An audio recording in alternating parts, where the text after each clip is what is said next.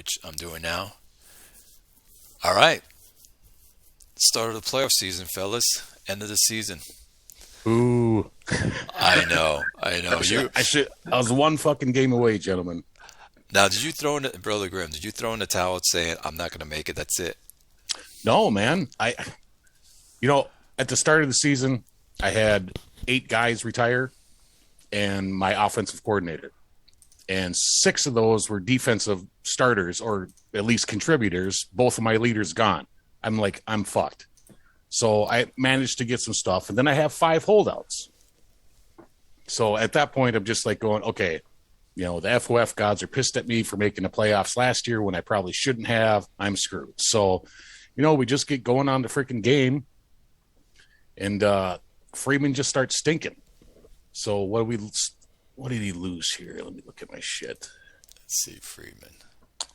Yeah, so he lost 4 in a row after the bye. At that point, I'm going, should I just ride him out and lose? But that's not my style, man. I got to try every fucking game. So I threw in Daniels. Well, lo and behold, he wins 4 in a row. And I'm like, all right, I'm back in it. All I got to do is go beat Jots. And I considered putting in Freeman for that game, but I'm like, nah, Daniels got us here. Let's see him freaking do it. And we lost. So that was it, But 8-8, that was a lot better than I expected us to be with all the retirements. And, and then with my offensive coordinator, I had 2 or 3 that I wanted, and I had their threshold set fine. And then Mech fires his head coach, and somehow he jumps the line and becomes my shitty offensive coordinator.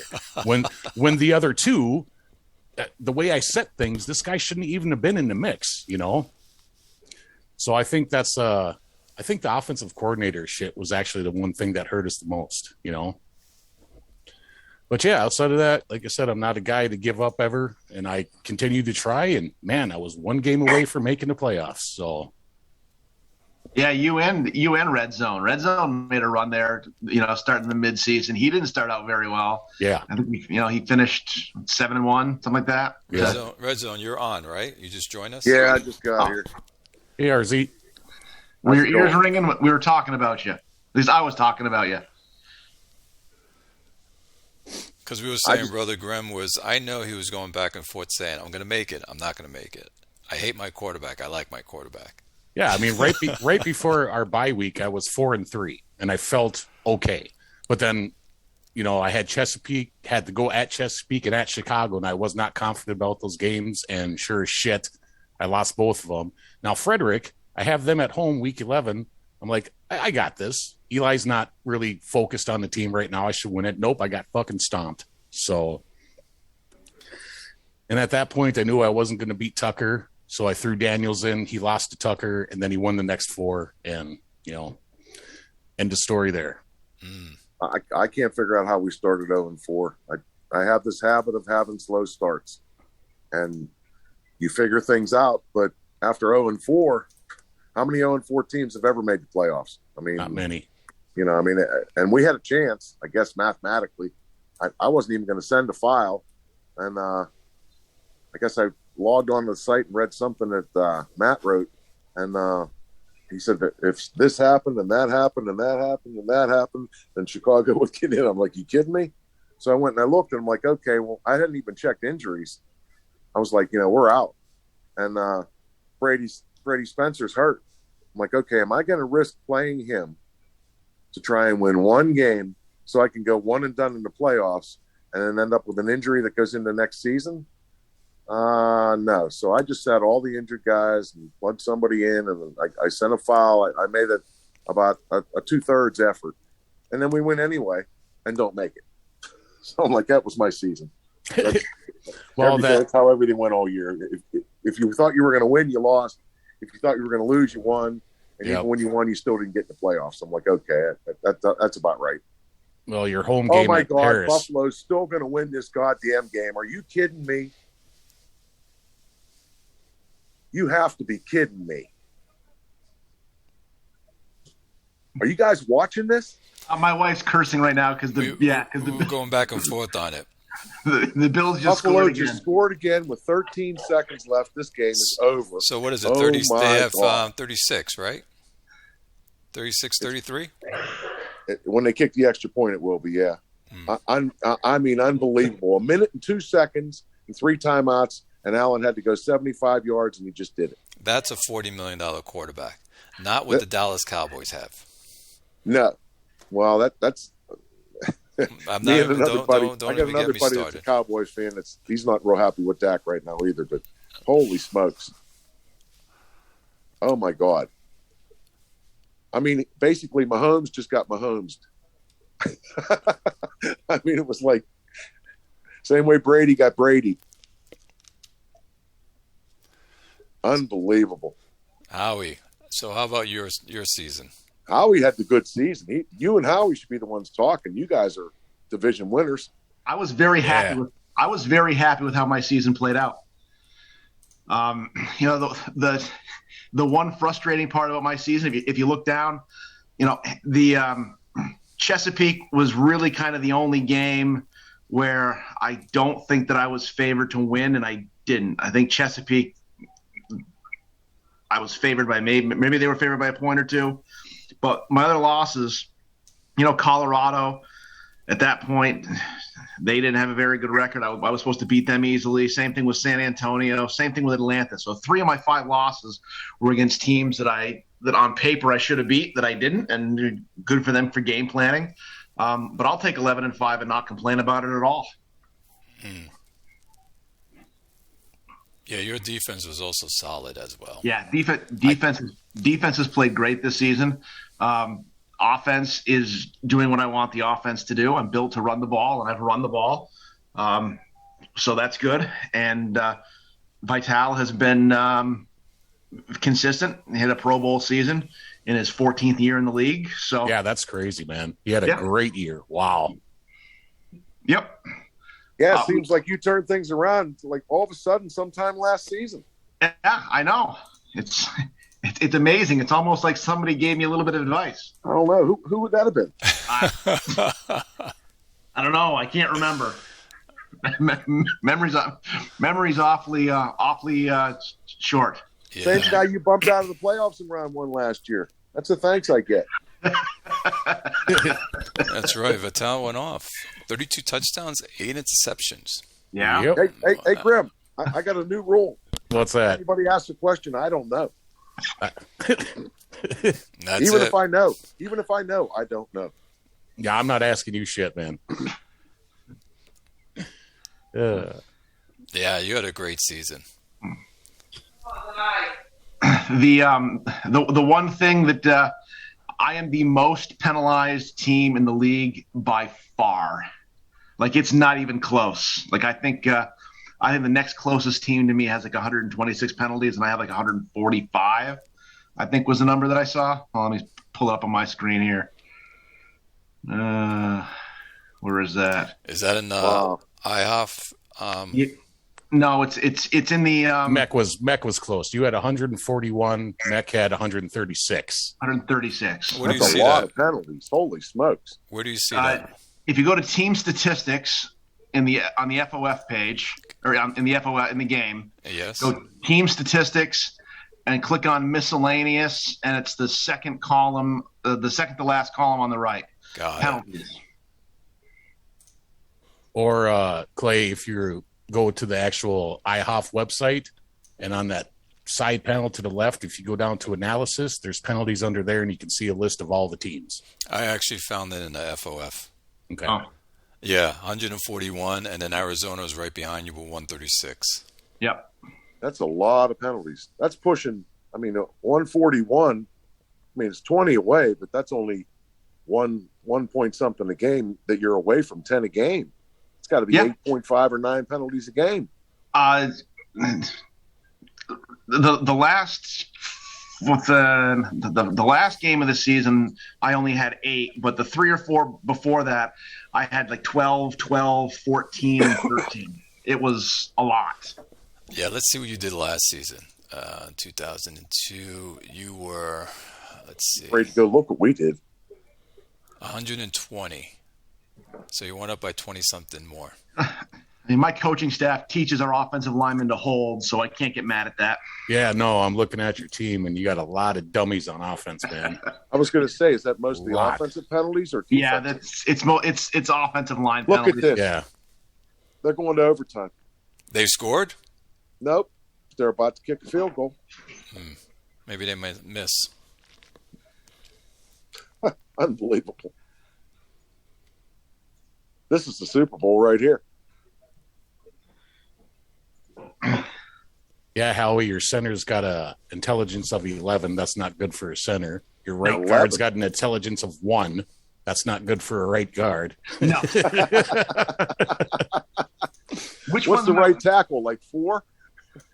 No, his tackles aren't actually that bad. 42, 26, and 56. So, wow. Yeah, 1's pretty bad for a guard. You got to believe he's going to jump every now and then. All right, it's overtime.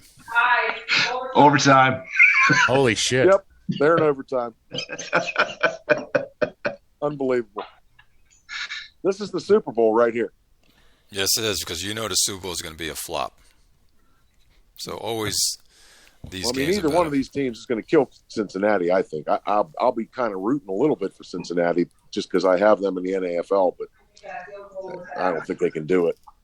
And the NFC, I don't think the Niners are. I guess the Rams would have a chance. I don't think the Niners with Garoppolo are going to win a Super Bowl. I don't know. I just don't think he does enough. How did any of your draft picks of this year or last year contribute? That's a good question. Yes. Let's see here. My wide receiver, Dixon is in his second season. He's a huge part of the offense in the passing game. Zach Lofton, did I get him left? He's 3 seasons. That was 2 years ago. I got him. A couple of my tight ends are contributing in the run game. I really kind of drafted Parker Money and Christopher Darrow based on their run blocking. So they're kind of contributing in the 1-2-2 package in my multiple tight end sets. So I'm happy with how they played. Other than that, not really. I don't think I've had I've had some busts. Edwin Erickson, your middle linebacker, he's in the second year. My linebackers, yes. I forgot about my linebacker. I do have my 2 starting linebackers. Sergio Clavanger is a huge contributor on defense. The other linebacker, Edwin Erickson. And I also forgot about my defensive tackle. Yeah, so I got a couple guys. Marvin Austin. Yep. All right, those 2 guys right here. The one guy that I'm really disappointed in is that running back I picked up in the second round, Gerhardt. I thought he was going to pop and be better than what he is. I drafted him really for his return bars, which were maxed out. I think my scout rated him was 75 to 95 was the range that I had him scouted in. So I knew I needed a better return guy than what I had. I had a fairly decent punt returner who was a safety, but that's all he could do was punt return. The rest of his bars were 0 and his overall rating was like 12. So when I saw this guy, I was like, "Ooh, I'll take him. He can run routes out of the backfield a little bit. His whole recognition was going to be higher than it was projected to be, kind of like the mid 50s, which for a running back by committee backfield that I run is good enough to see some snaps." But after week 2, he kind of took a little bit of a hit in all those stats, the return stats. He's still the best return guy on my team, sitting at the mid 50s, but he's not where I wanted him to be. I was hoping he'd be much better.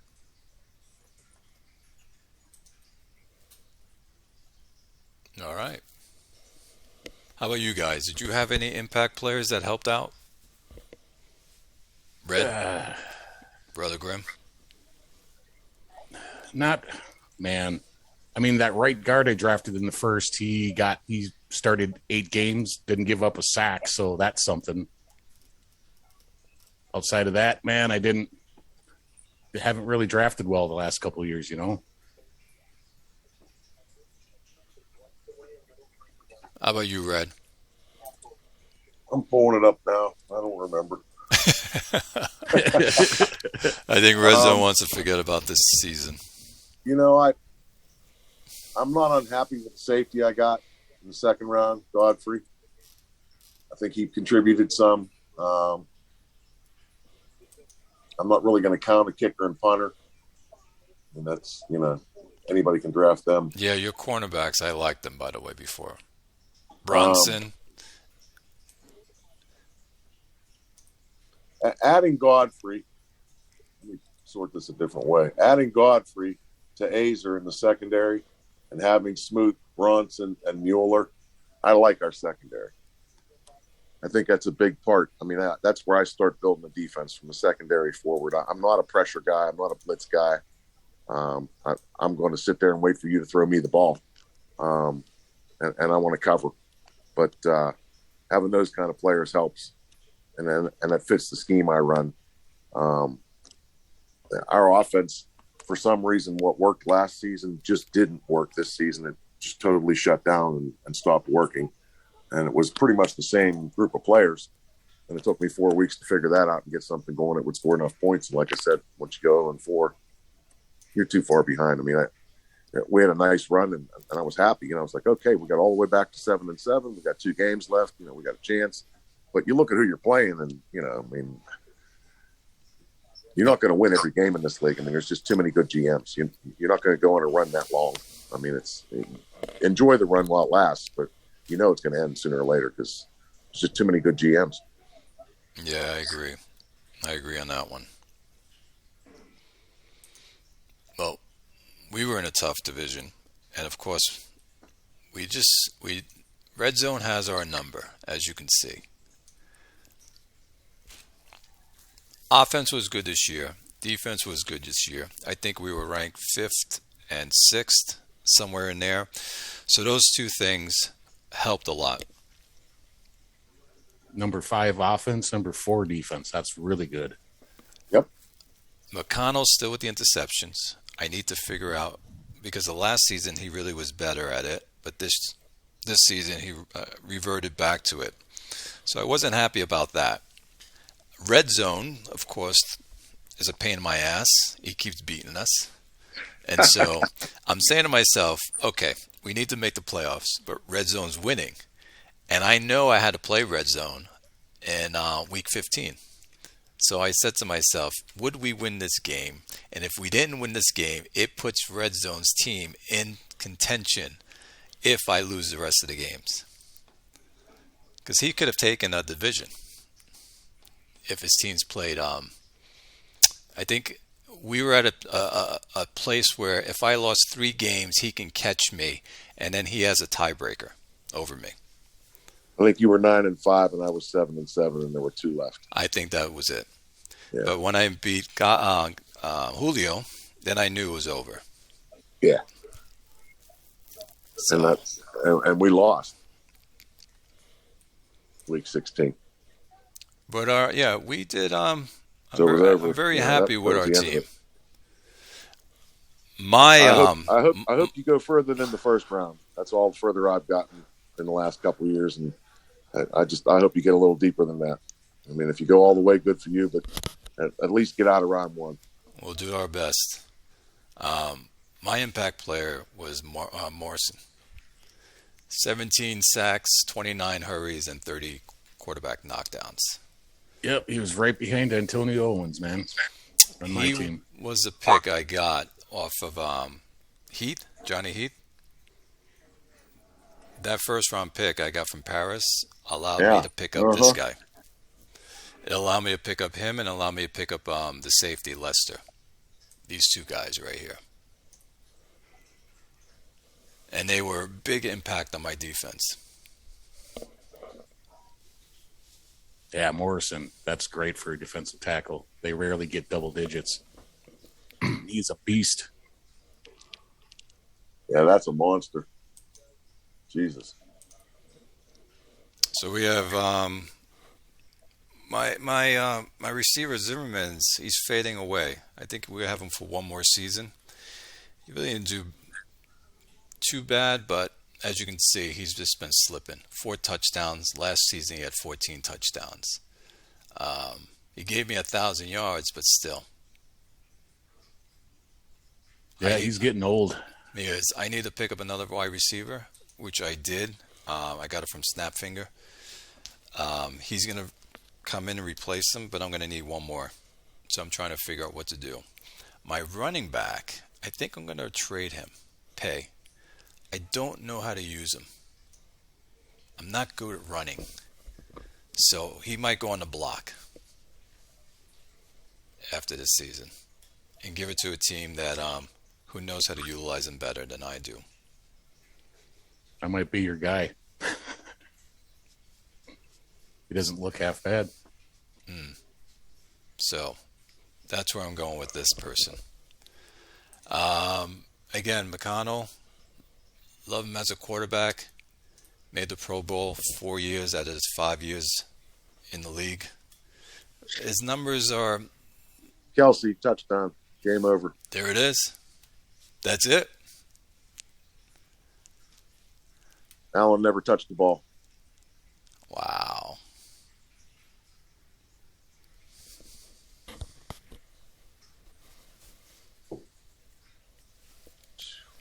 Wow. Hey, I'll be right back, gentlemen. Good game.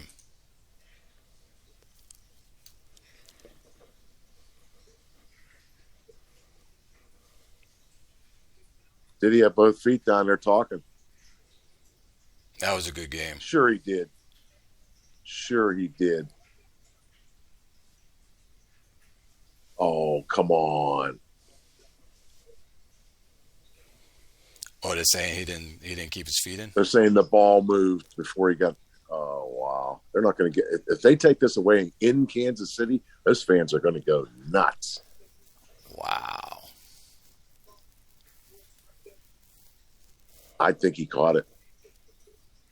Yeah, the angle that I just saw looks like he caught it too. I mean, they're going to say the ball moved, or come on.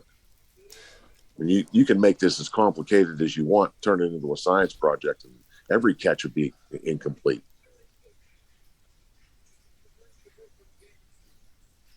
Yeah, it's over. I never understood that rule. If I have control, the ball can move if I still have control. The ball didn't hit the ground. If it did not hit the ground, I have control. They had 2 calls in the Green Bay Frisco game yesterday that were weird. They were almost the identical play. One was ruled a catch and a fumble for the Packers. It was a tight end because he turned upfield. The other guy was already running upfield when he caught it. He was coming across like on a slant for the Niners. They called that incomplete.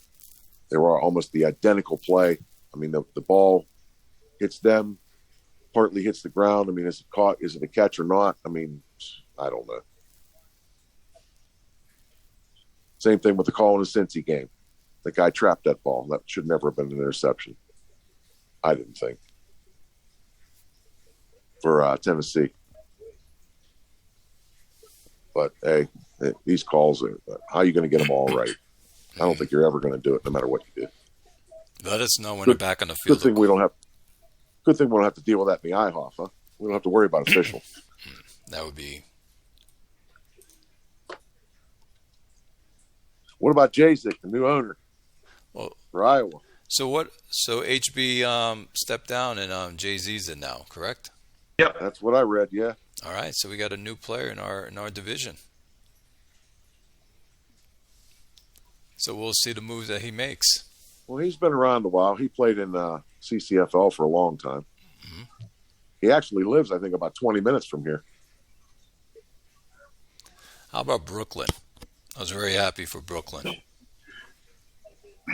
Yeah, he was excited to make it. I think first time in 30 seasons, he said. Well, good for him. So that was a tight division. Chesapeake 10-6, Brooklyn 10-6, and Chesapeake kind of had that mid-season meltdown, right? How many they lost? 6 in a row, 5, 6 in a row, something like that. Something like that. Let's see. Let's get to that thing. 1, 2, 3. They lost That's 3 in a weird. row. 5, I wouldn't 6. have expected that. No, 5. Yeah, he just went on a losing streak he just dropped like a rock. But was able to hold on to at least get into the playoffs. That's strange. Well, Monroe makes a lot of plays happen, but he also throws a lot of interceptions. Yeah, and I mean that's where do you draw a line? I mean, are you willing to take the good with the bad, or do you just move on? I mean, and he gave him that big contract, so it's probably going to be hard to move on for a little while. Yep. I don't know. I mean, it's a tough call. I mean, if you're going to use a game manager and run the ball and play defense, then you really don't need Willie Monroe. And if you're going to use Willie Monroe, you better find more ways to score more points because he's going to give some away. So I mean, that's a catch-22 there. I don't know what you do. It's hard when you have a quarterback that you like and can help you win, but then you have the interceptions that goes with it, which I have. And you know how hard it is to find quarterbacks in this league. It is. Yeah, it's very hard. So you want to just stay with the guy you have, and hopefully you can figure out how to correct it if you can correct it, and just have a good defense, knowing that you're going to probably turn over the ball 1 or 2 times a game. I'm curious to see how my backup is going to do when he slides into the role of starter once Vital retires. I picked him up for a 4th rounder from T-Zac. Which one? Bone line. Bonlin. I got him right now. Bone line. He's gonna get sacked a lot, man. Vital got sacked a lot too. Yeah, I suppose. He found a way to make it through that shit. Just limit the amount that he throws the ball. I mean, I'm built for running. That's what I want to do. I'm going to continue to do that. So, dude, he had almost 4,000 yards. That's not like limiting his passing, Yeah, but look at his attempts. There were some games was 20, 21 attempts. Yeah, I suppose. It's not like I'm throwing the ball 60 times a game and getting those yards. Yeah, that's true.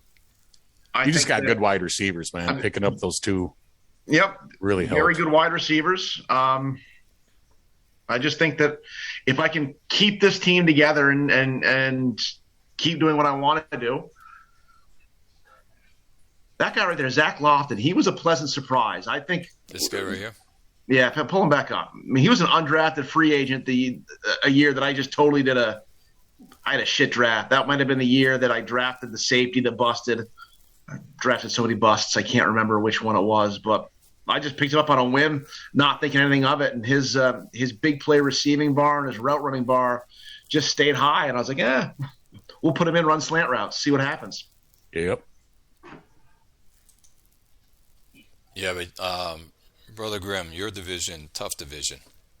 Yeah, shout out to Jops, man. This is his first division win since he started playing, and I think this is like 23rd or 24th season. Yeah. Good for him. And he did it with a quarterback that he just picked up this year.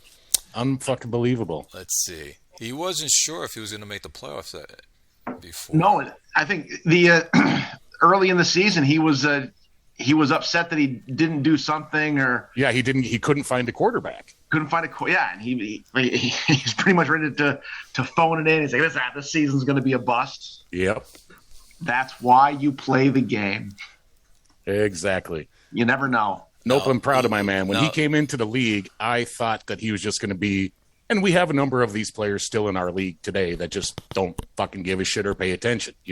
I thought he was going to be one of those guys, but over the last 10 seasons or so, I kind of, started poking at him and shit, and he just became more involved, and it's been really nice to fucking see. So nice to have another rival in the division that I can, talk with and have fun with, Which is nice to have, I agree. Look at his quarterback, 25 interceptions, and yet he still went 10-6. Yeah, crazy. He still went 10-6. Well, he's got a decent running back, too. He figured out how to make that Alston work real well, so...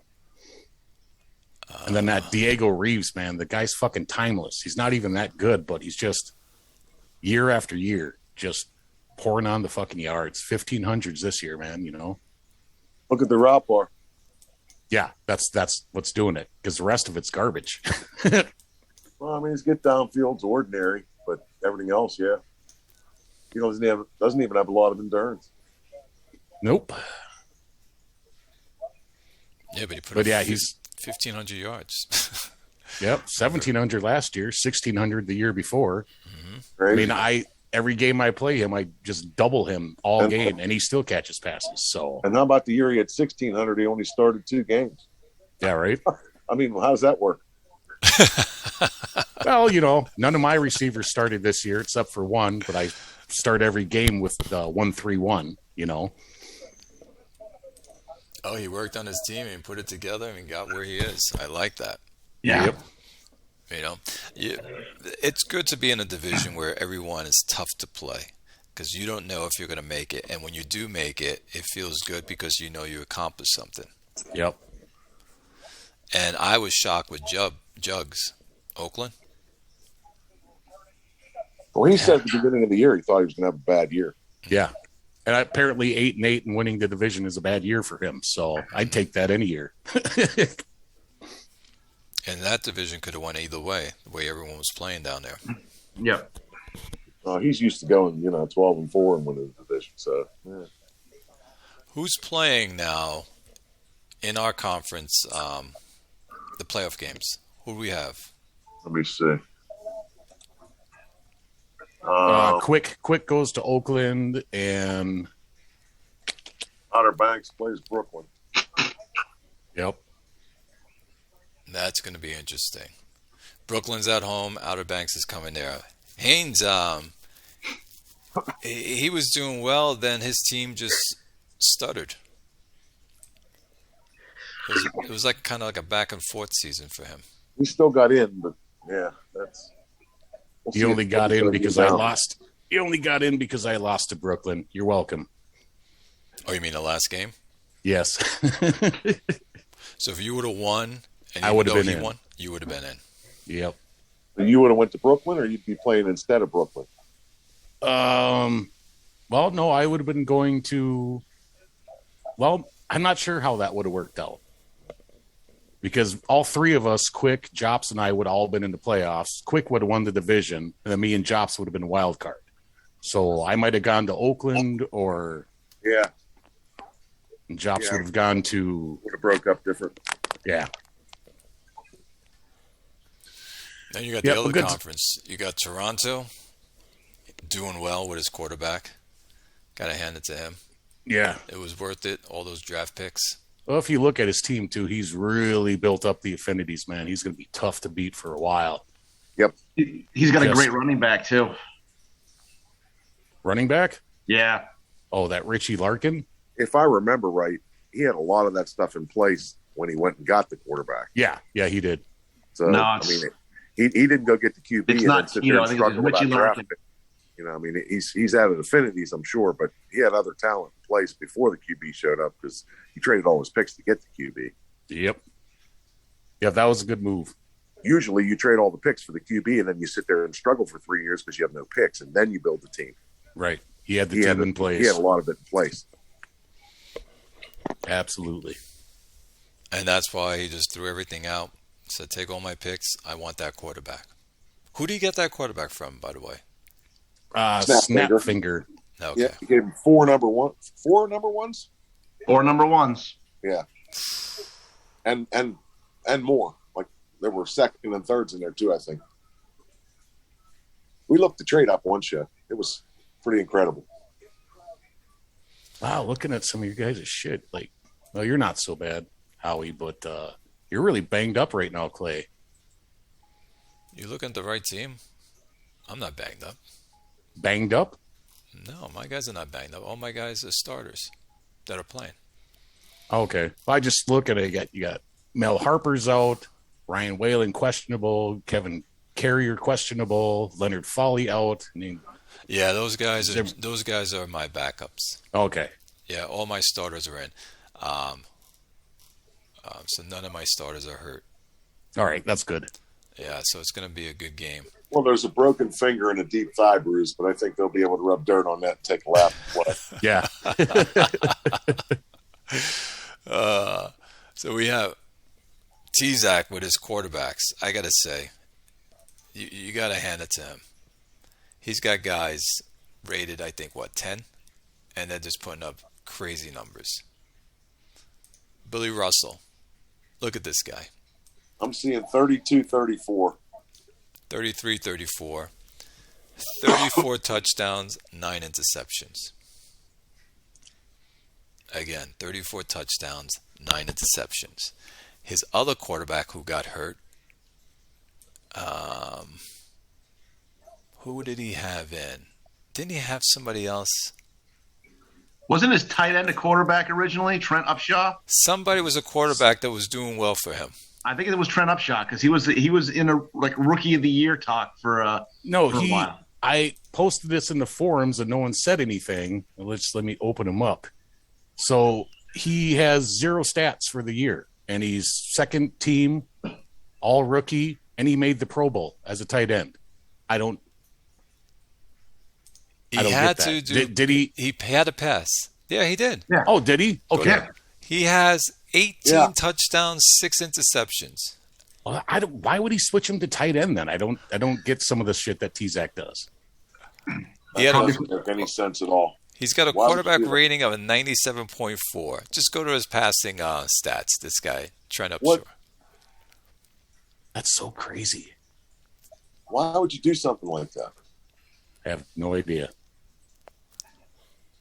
Who's Frankie Ferguson? He's got the exceptional affinity with Frankie Ferguson. Did he move him for an affinity build? Say that 1,000 times. Yeah, fast. affinity build. That's so fucking odd. Yeah, he did start 8 games. Huh. Nope. He put together a good game plan with these guys. 12-4. 488 points he put up, 247 points allowed. So he had a great defense. Yep. And an awesome offense. He's going to be a tough opponent against these guys. Look at that defense. Unfortunately, there's no way he's just going to have to keep trading these guys out. But that just means more draft picks. I mean, he is probably now, outside of Melkpo, the best drafter in all the leagues combined. Every fucking single guy he hits on now, you know? Mm-hmm. Yeah, I'm looking at that defense. Look at them. 64, 56, 60, 55. And hopefully people are smart enough not to trade with them and say, you're just going to have to let them go to free agency so we can bid on them there, you know? Yeah, because you can't afford them all. Yep, you can't. But yeah, unbelievable defense. Also, then we go to Tucker. So of those 9 interceptions that his quarterback threw, he threw 3 of them to me. Oh, nice. Are we talking about Upshaw, the tight end? No. Billy Russell. Billy Russell. Well, I'm looking at Upshaw's stats, and it says Upshaw threw 3 picks against Texas in a 15-31 loss. Trent Upshaw. Yep, Trent Upshaw. So it wasn't Billy Russell. Trent Upshaw. So how did Trent Upshaw start 8 games and Billy Russell start 12? Well, he started 2 at tight end, I'm guessing. I think Upshaw started first. Let's see. Well, Upshaw's got 3 games he started where he has no attempts, but they're at the beginning of the season.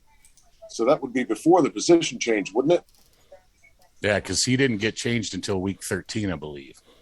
Okay. So. And he played me week 12. Okay, so the first 3 weeks he started but didn't have any attempts. Then he played 5 games where he played QB, and then the other guy started 12 games. How's that?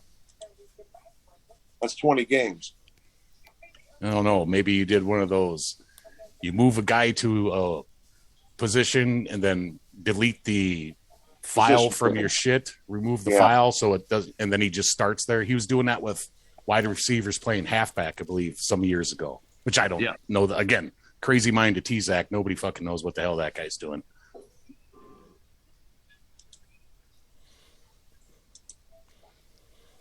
Yeah, because Russell started 12 games at QB. Yeah. Oh, I thought it was Russell that started against me. I was wrong. Well, he has his quarterback for next season. Ben, with his quarterback. Yeah, he's got old man Henson just rocking it. Yes, he does. I have a sinking feeling that it might be Tucker Chesapeake again this year. No offense. No offense taken. Or I could see actually Toronto and Chesapeake again. I just have this feeling that Quick's going to beat Oakland and then just go on a fucking tear. Because, it's a brand new season now, guys. I mean, especially in FOF, it just always seems that doesn't matter how well you fucking did during the regular season, once the playoffs start. I mean, how many wild card teams have gone on to win the championship? I think I've done it at least twice. Well, me or Howie will make sure that doesn't happen, right, Howie? Well, hopefully so. Hopefully so. I'd love to see you guys hit this. Or Josh. Quick has my number. Yeah. He beat me last year. Beat me in the regular season last year. Beat me in the regular season this year. I was close too. I got Monroe at the end. Damn it. So if Quick wins, Quick plays Texas or he plays me? Who's number 1 seed? I am. So number 1 seed. Quick's number 5. Then if OBX loses to Jops, so Jops would go to Kansas and Quick would go to Texas. I'm pretty sure that's how that worked. If those two win. Yep. So you better root for Outer Banks. Yeah. I don't want to play Outer Banks. No, you better root for Oakland, man. Well, that too. I like how I match up with Oakland. I think better than I match up with Outer Banks. I just don't want to say I want to have that matchup, but I'm not looking forward to the prospect of playing Outer Banks a third time this season. No, because that never works out. Yeah, Max Dillon could go off at any point for OBX, so he's a good quarterback. Yeah. But going back to Tucker, Ben, Otis quarterback, 15 seasons, hell of a year. 34 touchdowns, 15 interceptions, 7.75 average an attempt. Over 4,000 yards. Yeah, that's just throwing the long ball. Yeah, plus And John Cassidy.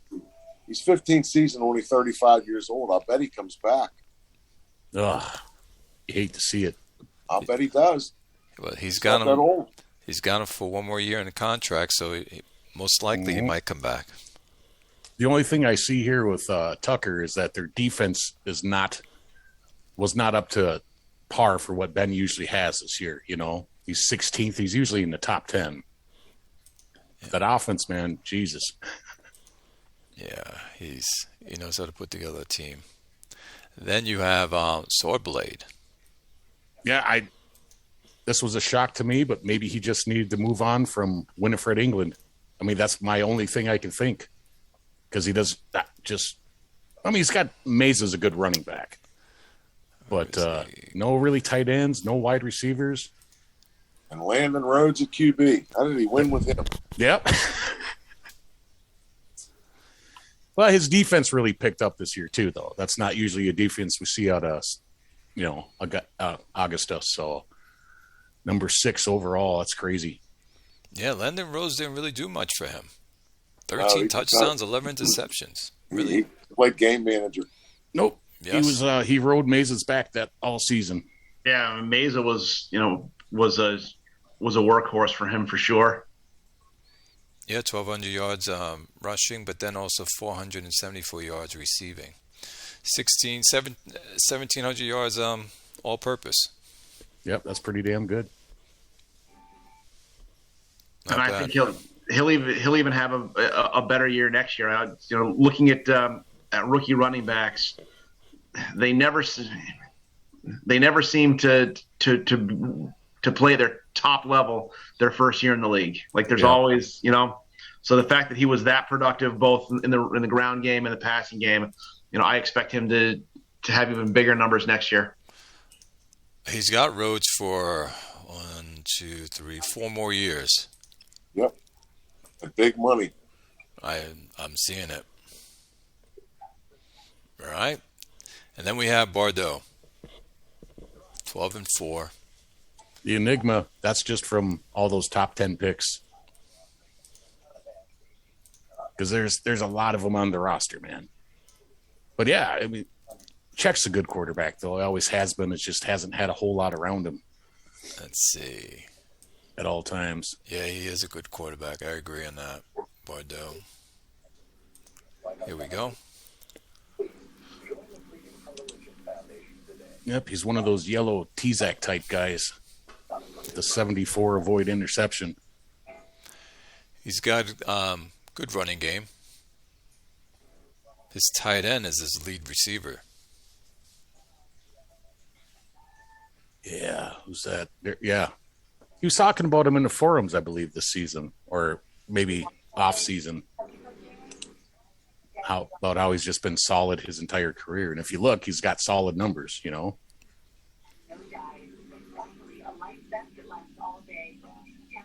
His quarterback completion, it slipped down. He's 57%.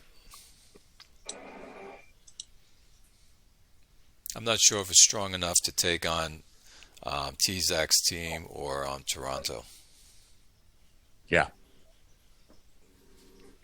Nope, it's good to see him up there in record, though. Mm-hmm. But, I mean, he's got a solid defense this year, too. Yes, he does. 262. Yep. Who do you think comes out of that conference?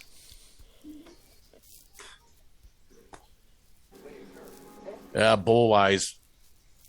Yeah, bowl-wise. It's so hard to tell because, again, it's a brand new season. I think that it's Toronto's until they lose. You know, I'm not gonna pick against Toronto. Yeah, I don't want to either, but I could also see Tucker sneaking in too and doing well, ripping through. Fort Wayne.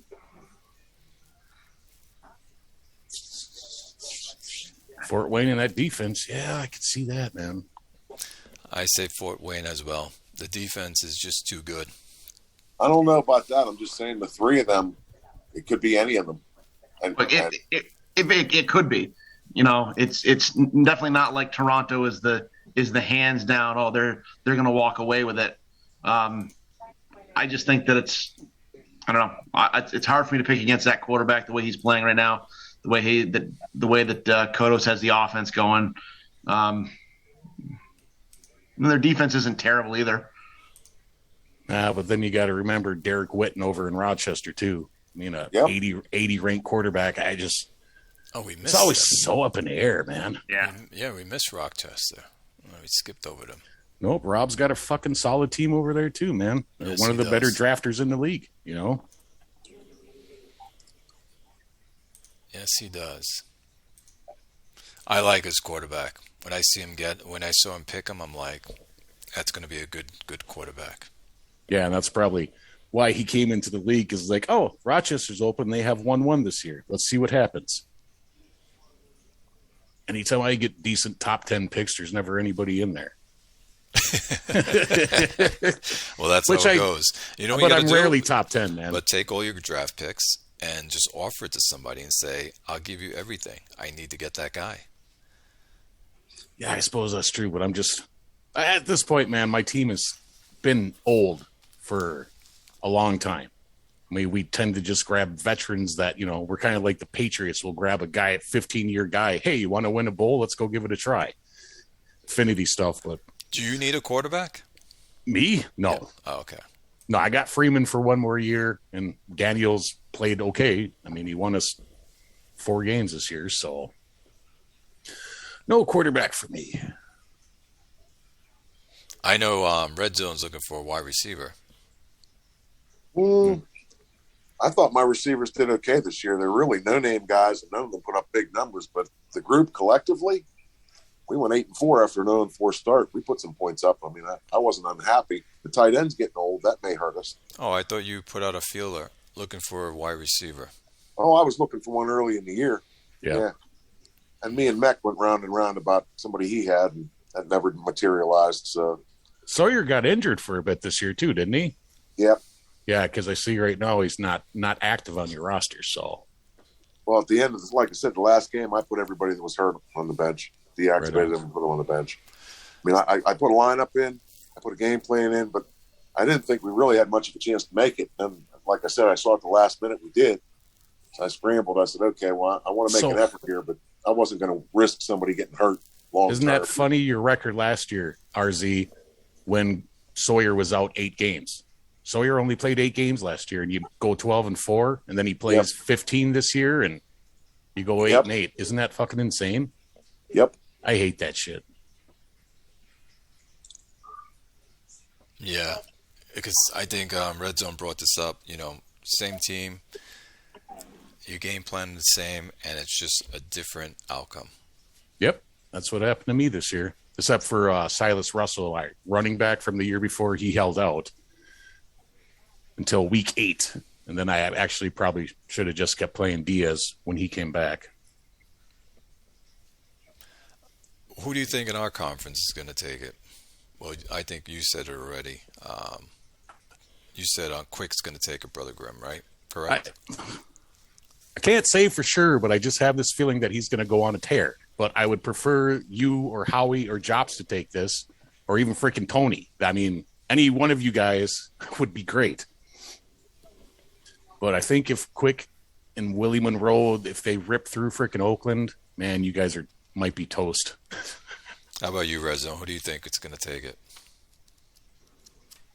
I honestly think our side's wide open. I mean, I think Quick has had his struggles off and on.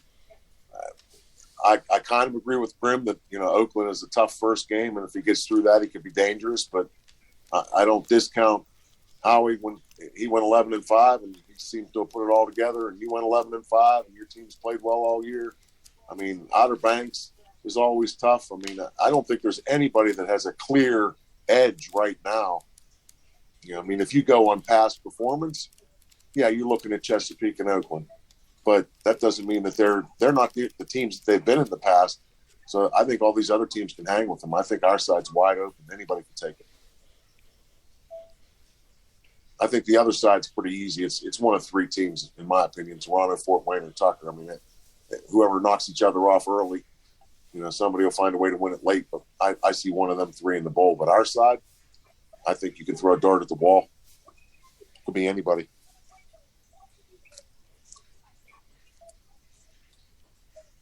Yeah, that's why it's going to be fun to see tomorrow's results, what comes out of it. I want to ask you guys something while you guys are here. What is it that you need that you feel can put you over the hump? Like, I'm going to tell you mine. I need to stop throwing interceptions. And how do you do that? That's a good question. Change my quarterback, or have a different game plan, or change my quarterback. That's too.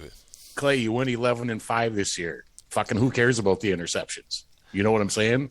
I mean, they're frustrating, but you're probably like me. Even if I'm freaking 11-3, I'm going to bitch about my team every week. But that can cost me a game. I threw how many against you on Red Zone? Well, 6, wasn't it? 2 QBs played, but there were 5 in the second game. 5 picks. 5 picks. Okay, that's terrible. I think the starter threw 3 and the backup threw 2, but I don't remember exactly. I think that's what it was. So I don't want to have a quarterback going into a playoff, and that happens.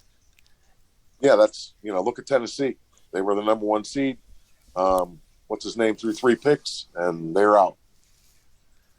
And that's all it takes. And you could have a great team around you, and that can be the killer. So that's something I like to work on. How about you guys?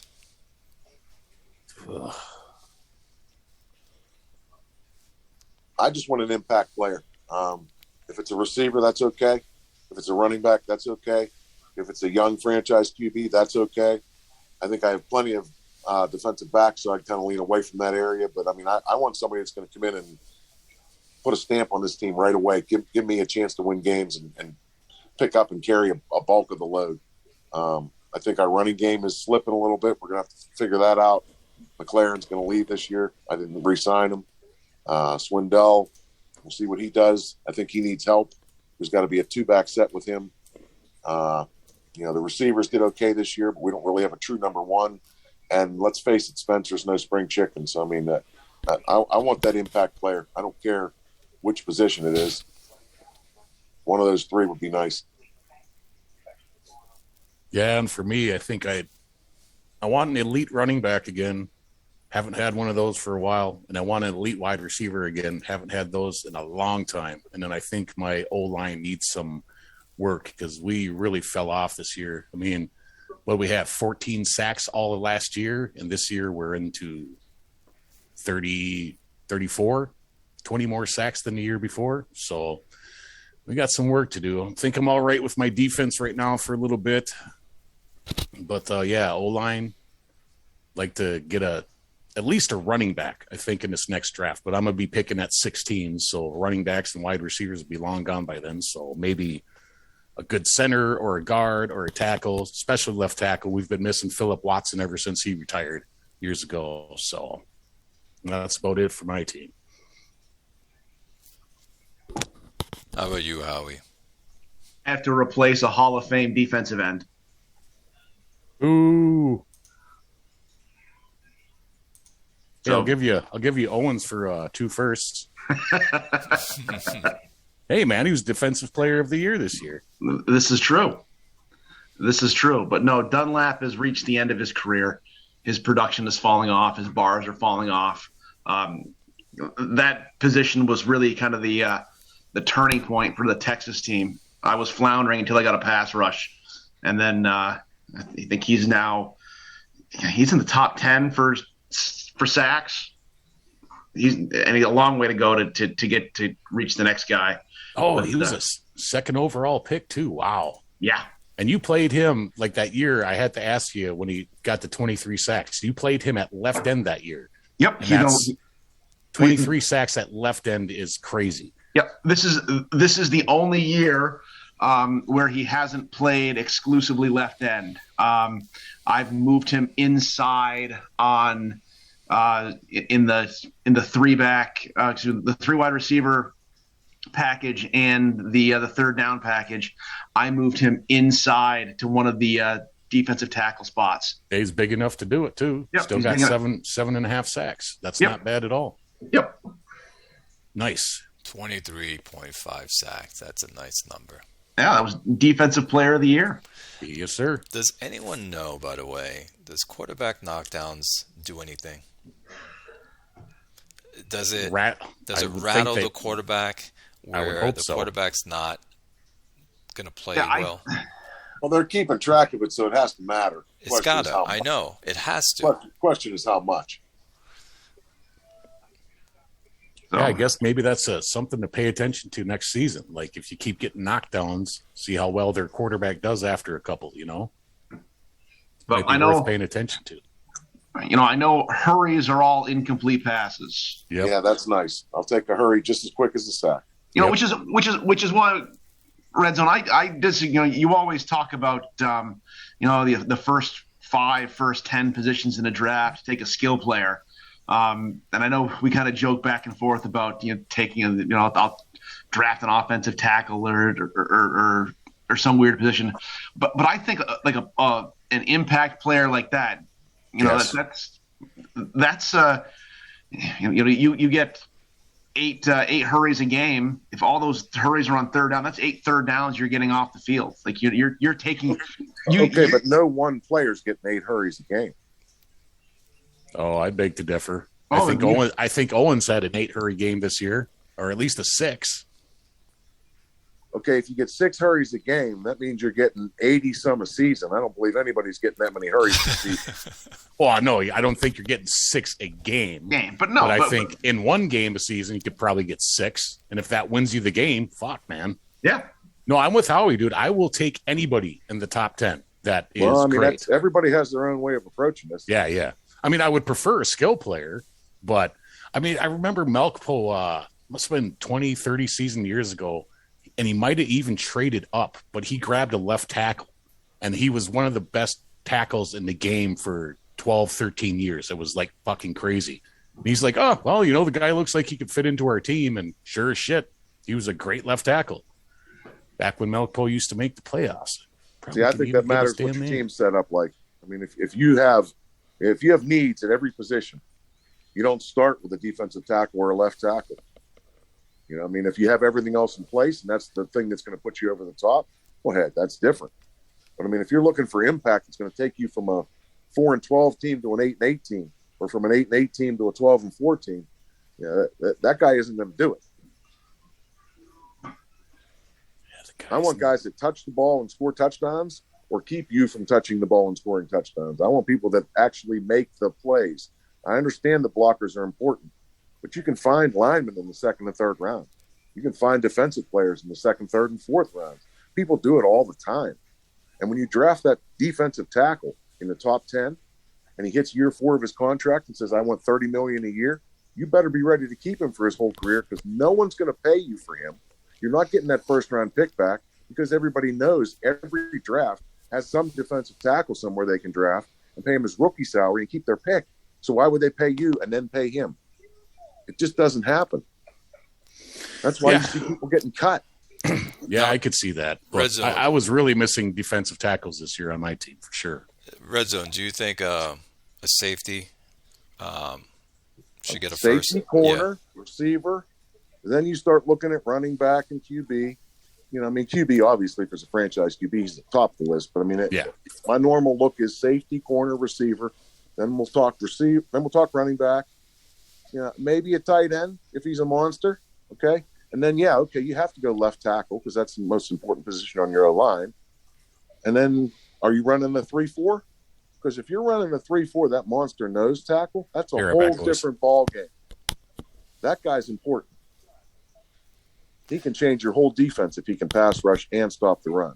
See, I find linebackers not top of my list. They're at the very bottom for me. Yeah, I like linebackers, but I mean, are you going to spend a top 10 pick on one? No. What's he going to do over the course of a season, and how many games is he going to win for you by himself compared to that receiver that catches 8 balls for 140 yards and 2 TDs?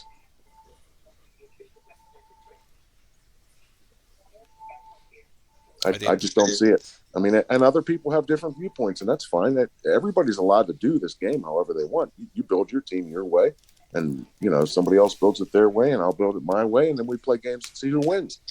That's what's great about this game. But to me, when you keep seeing people every year with these people on trade blocks, then they're bitching, I can't trade this guy. Nobody will give me nothing. Well, no shit. It's pretty easy to see. You took him in the top 10. They know they can get the same player in the top 10 this draft or next draft. Why would they give you a first-round pick and give him $30 million and screw their cap up? And then you end up cutting him. I just don't see it. It's not a good business decision.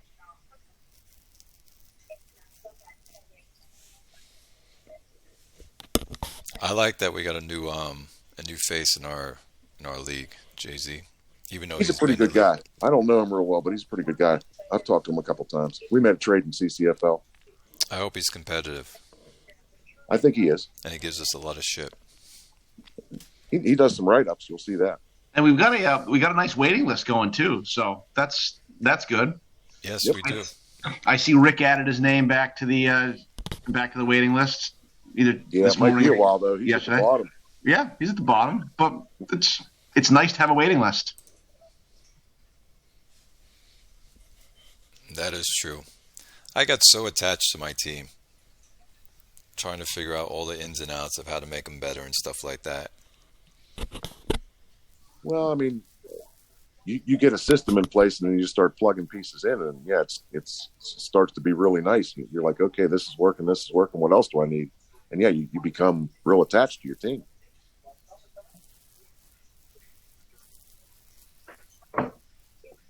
I mean, look, most of the guys that are on this call have a pretty solid roster. So right now, if we're picking top 10, Grim, you could probably take any position you wanted, couldn't you?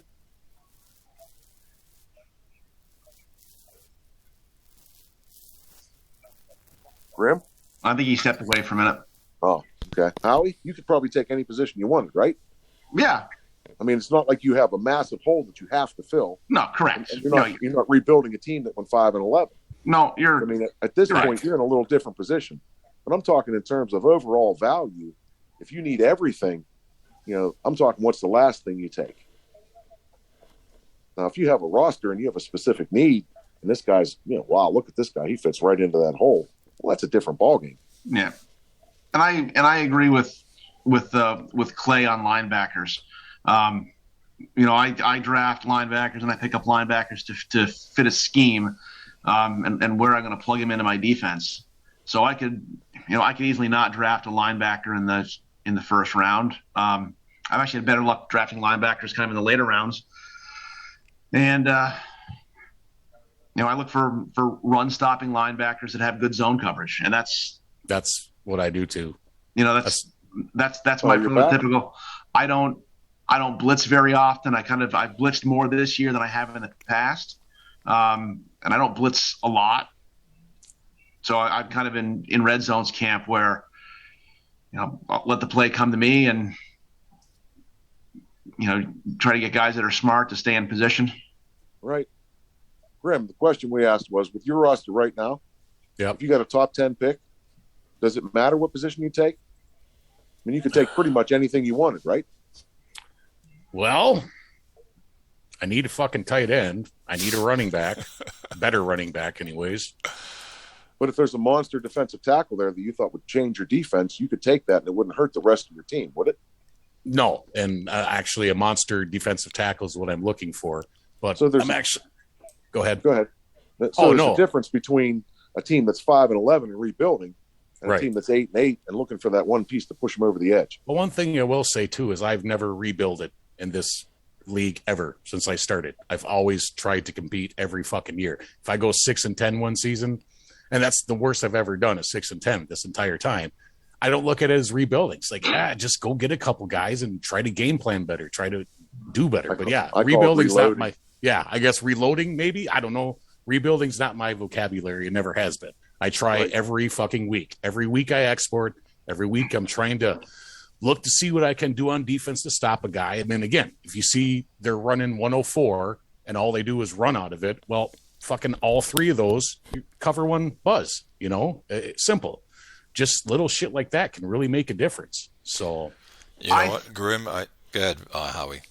I think that, and this is something that I avoided doing when I came into the league, but I've done in other leagues and didn't work out. I think that, when a new player comes in, they look at their team and they have an idea of what they want to do or the style of offense they want to run. And, they don't go fire sale and cut everybody or trade everybody, but they start trading out little pieces here or there, and they just take just huge cohesion hits. Yep. And then it takes you a long time to build that cohesion up. The second league that I joined, the third league that I joined was Red Zone's league there, the TFL.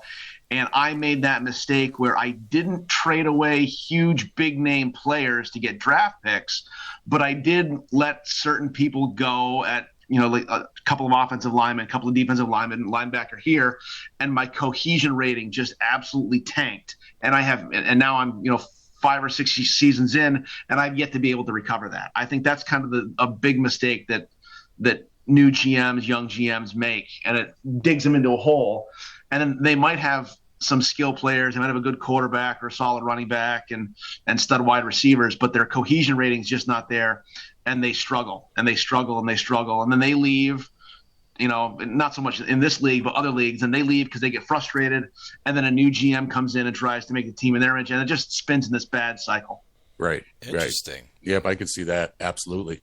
Which is why our league here is so competitive, because there's not roster. There's not GM turnover. You get there's not GM turnover. That's the biggest thing, because when somebody stays for a while, they get attached to their team. They start to build something, and there's a plan.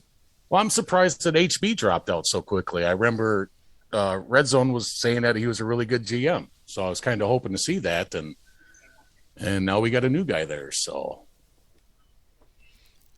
I think so. I think the speed and the pace of this league, I think, can be too much for people, especially people who have high stress, busy jobs or whatnot. Simming every single day.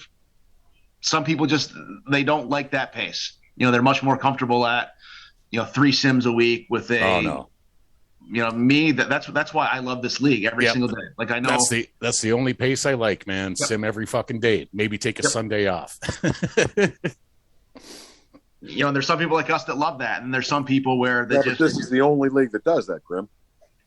Yep. Yeah, I guess that's true. Not nobody else is simming 6 days a week. Not RZB goes at a pretty good fucking clip too. And I've been over there for 15 seasons, and sometimes I think 2 leagues is too much. I'd like to just concentrate on the 1 league. But I mean, everybody has their preference and what they want to do, and But to go on the rebuilding thing, I don't believe in rebuilding as well. Basically, I push my guys. I try to figure out a game plan if I'm not doing well, to figure out what is it the next season I can achieve from what I'm doing now. And so I don't want to go 3 and 13. No. I want to push it. I don't care about my draft pick. I want to win games. And so I try to figure out what I need to do to make myself win games. And that's it. Yep. That's why, go back to my quarterback switch this year. Freeman, obviously the better quarterback, he loses 3 in a row. I'm like, okay, fucking Daniels, you go in there, see what you can do. Well, we didn't have to change the game plan. You just see if that scrambling ability can do something. Well, we lose to Tucker, but that's fucking Tucker, and I'm at his place. After that, 4 games in a row, he had a 44 fucking yard touchdown run. I mean, bam. You just try to figure out what you can do to make your team fucking win. I agree with that, Clay. Absolutely. Red Zone did that with his quarterback. He had Rhodes. Yep. Rhodes wasn't working for him. He says, screw this. I'm going to get Spencer. Throw Spencer in there. Spencer starts winning.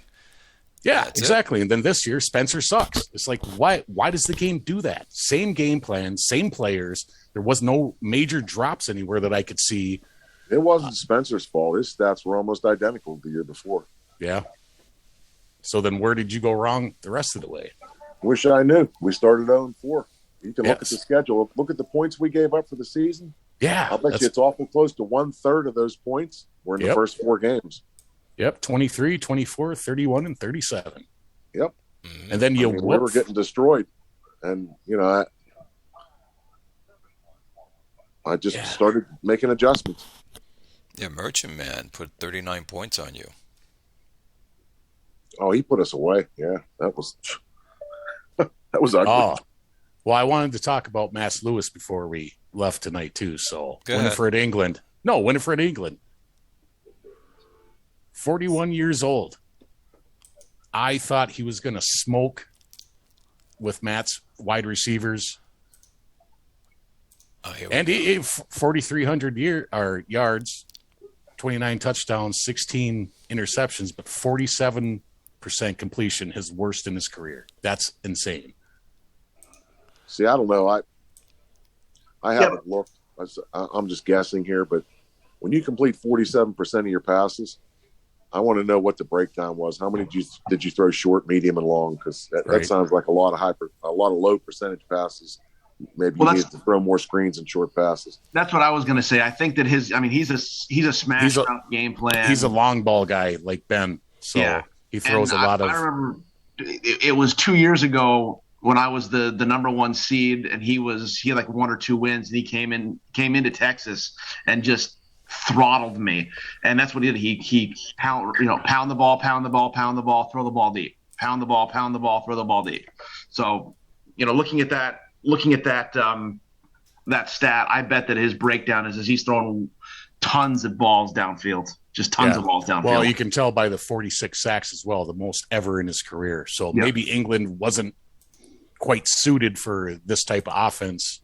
I don't know, but I mean, the sense rush is up there good. But I think Matt was talking about how he didn't much like his O-line, and really he's rebuilding his O-line right now. A whole bunch of young guys. Center's getting like super old. Well, he lost a lot of guys for the cap. He had to drop. Yeah. Well, he's he struggles with the cap almost every fucking year. You see him in there. Why won't you accept more than what I'm? Every fucking year, Matt's in there fucking bitching about the cap. He's gonna have cap problems next season as well, as you can see. Yeah. Oh, is he over? No, he's not over, but he's not close. over, but he's gonna be close. He's got those two solid wide receivers that are just amazing. Yeah, they're not going anywhere. Every year he's like, don't even ask about them. They're not going anywhere.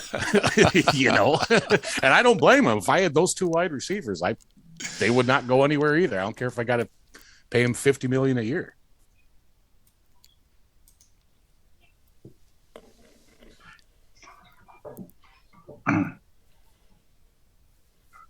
But I also think Mass Lewis needs a running back to make their shit work, and he does not have one this year. So, well, I was going to reach out to him, but I see that you're interested in my running back as well. Maybe he doesn't look that great.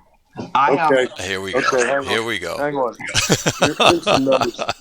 Well, you got him in. You got him in the first. I ain't giving you a first for him. I wasn't looking for a first, actually. Here's some numbers for you, Clay. What's the numbers?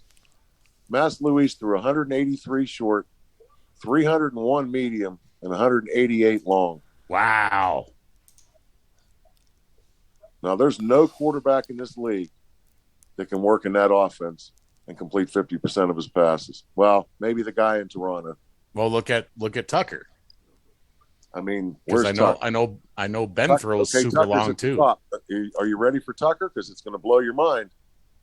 299 short, 199 medium, and 112 long. Oh, wow. That's 3-2-1. I thought he threw long way more than that, but mostly because he says he throws long a lot. Huh. That's 50% short. It's 300 short, 200 medium, and 100 long. Wow. And he's the number one passing. Well, he's listed at the top of the miscellaneous pass offense. I'm guessing there's a reason he's there. I don't know what you're sorting by here exactly, but the default sort shows him at the top. I'm sorry, that's 301 medium passes. I love the medium pass. Man, that's crazy. Matt, if you're listening, wow. Yeah, throw shorter. Throw some screens. Yeah, throw some screens and let your wide receivers do the fucking work. Yeah, you got to adjust that. Now, on the flip side, you got Frederick threw 411 short, 160 medium, and 47 long. So, I mean, everybody has their own style. Yeah, absolutely. So what about where am I at? I'm looking. 254, 242, and 107. That's about right. What did I do this year? You did 406 short, 205 medium, and 32 long. All right, yeah. I'm not a long passer. I don't got any guys that could get downfield. So no, but that's not a bad breakdown. All right, no. Red Zone. Since you're doing stats like that, what's my breakdown? Where's Texas? Let me see. Number 5, 233 short, 182 medium, and 51 long. And let's go find Kansas. Can't leave anybody out here. Now, Kansas probably throws 500 screen passes a year. Fuck Where is he? No, 350 short, 195 medium, and 80 long. All right, so he throws long a bit. That's a decent breakdown, too. That's not bad. But maybe that's why you're getting so many interceptions, man. It's those long balls. I mean, you threw 50 more long balls than I did? I threw 107 long. Oh, shit. Ben threw 112. I mean, yeah. I guess it depends on the QB. Maybe the avoid interceptions bar. I mean, I don't know what comes into play. The play call itself, the defense you're facing. I noticed on, and we talked about this, it was the post pattern. High interception for me, for my guy. Yeah, mine too. See, I don't like the post as a primary route. I'll use it as a secondary. I went through. I said one of the previous shows. I went through one time and took the post pattern out of all of my offensive plays, and then I proceeded to go 3 and 13, and then I guess that worked out real well, huh? things that make you go, Maybe I need to add some. I don't think I have many plays with post in it. I throw fades more than posts. And then I put the post back in. Isn't that funny? So what do you guys think about Gothenburg and maybe the potential end of Mercury Pierce's career? Well, everyone's career has to end sometime. I think he had a phenomenal career. He got injured. It just these last few seasons, he kept getting that. I think he had a strained hamstring earlier. Yeah. And now this last game, he goes out with a concussion. Yep. And I think that's kind of the telltale that you're starting to be at the end of a career when you start to get banged up. Yeah. I was starting to get a little bit concerned with Vital because he spent some time on the injured list last year. So I stopped running him this year. All of his runs now were scrambles, whereas last season I was trying to get him, 2 or 3 runs a game. And then the year before that was 5 or 7 runs a game. So yeah, I think Julio predicted it correctly. Remember when we were talking about the Tucker QB? It was 15th year and 35. Yep. This guy's 15th year and 37, and he's got a concussion. He's still 4 weeks away from being at full strength. I think Julio's right. This guy probably retires. Starting in 101, ankle injury, week 13, rib cage injury. Then he goes to the bull, gets an elbow injury. 2102, hand injury, mild hand injury, shoulder injury, or 2103, shoulder injury, mild hamstring. I think he kept playing him with that mild hamstring. Then he went to questionable with the mild hamstring, kept getting injured, and then bam, head injury. Does he have a replacement in the wings? If he doesn't, he'll find one pretty quickly. He's a pretty good GM. Yeah, no, he will. Owen Banks, the other Owen Banks. I think that is supposed to be his next guy up, but it's got good timing. Yeah, and his numbers in limited play have been pretty good if you look at the stats. Yeah. All right, I guess he's going to be the starting quarterback next season. That's a good one there. What do you think about the timing bar? Zach says it matters a lot. I don't know. I used to really think it was a big deal. And then Ushikawa in one of the leagues, we were on Discord chat one day, and he said he felt like the timing bar was the reason you got that quick 4-yard completion on 3rd and 6. And I started thinking, that makes a lot of sense. So I kind of went away from it. And you know what? I think I've paid a price for that. I've kind of started to look back at it and kind of wonder, did I make a mistake? Maybe that was something I needed to keep looking for in QBs. Well, I would say this. So Drew Daniels has way better timing than Freeman does, and he had better completion percentage this year. He had 53% compared to Freeman's 50%. But I tell you what, I've always said, if I can get a guy that throws 55% completion, I can make the bowl. And I can't find a guy like that for a long time.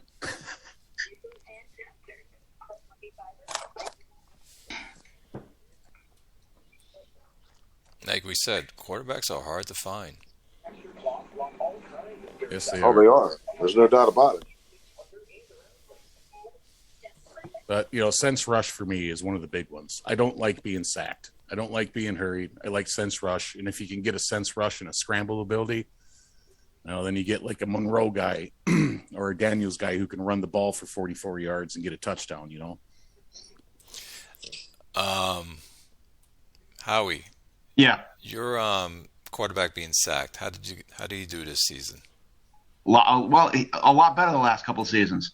I think that it was a combination of a couple of things. Number one, my offensive line at the time, the cohesion was kind of at a low point because I had some guys retire, so I was bringing in some new guys that were filling in, and they were guys that didn't have a lot of pass blocking.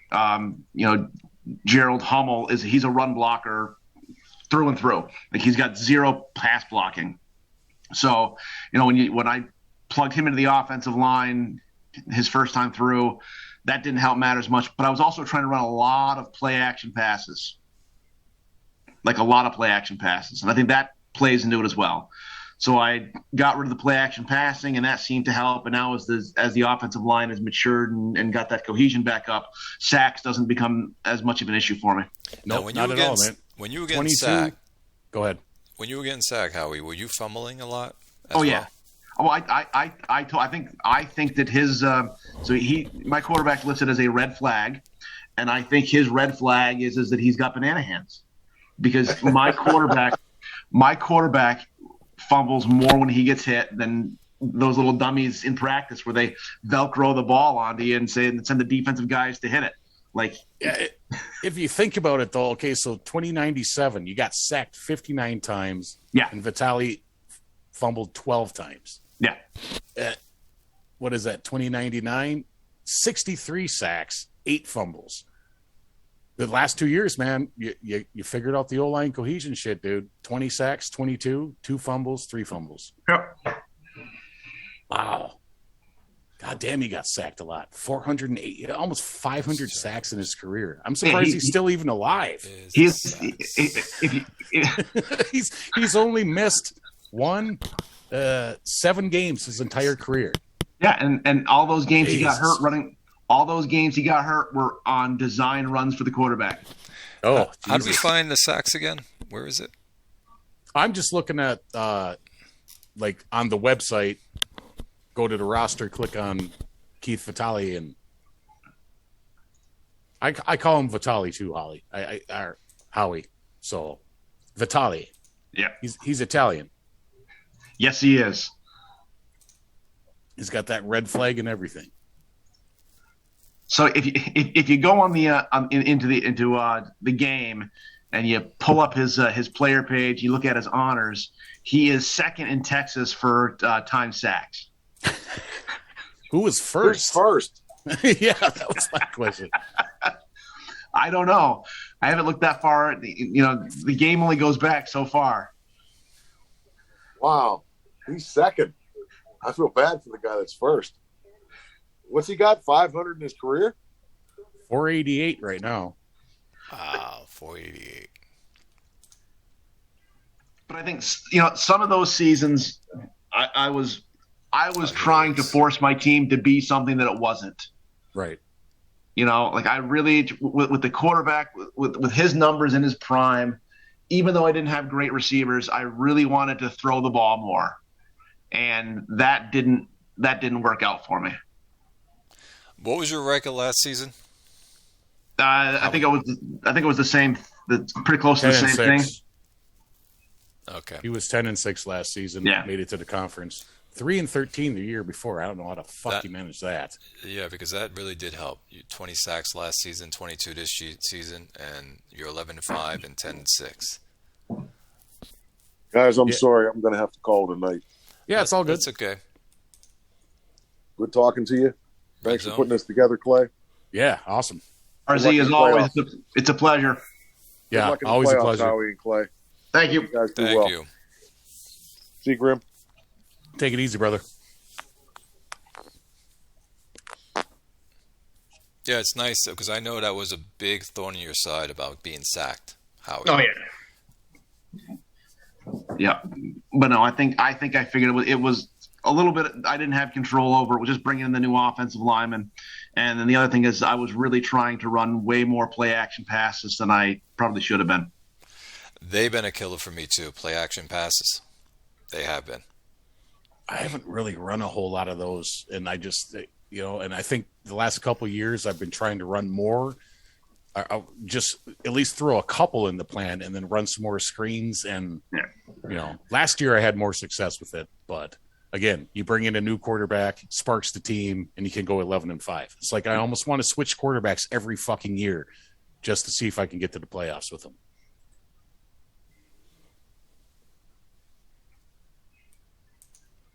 And then there are some pass plays where I'll only have 2 receivers running routes, and I'll keep everybody in the block. I don't think I've tried that yet. So you actually drafted Vital first. He was a 1-1. I traded up to get him. Oh, you traded up to get him. Okay, because Yep. I'm like looking at the year before, and you were 6-9-1. I'm like, that's not a 1-1 pick. No, I traded up to get him. What'd you pay? With 3 snap, firsts. with Snapfinger, probably. No, it was I can't remember who it was. He's no longer in the league now. I forget what team it was. I think I traded him either with Big Bob or Bylanta. I think it was Bylanta. Can't remember what team it was, but no, it was. He wanted 3 firsts. Well, it was worth it. Yep. It's got you at least one championship, so. Yep. Exactly. I don't even have a first this year. So, No, who'd you trade for? I gave it away for a wide receiver.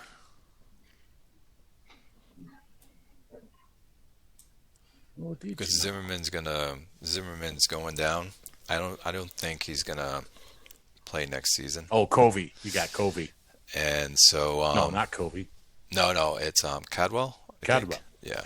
So I need somebody to fit my system. He'll start. I didn't have him start. I need him to get acclimated with my team this season and then next season. Yeah, Caldwell looks all right. You should be able to. Well, just don't run him over the middle. He's got no courage.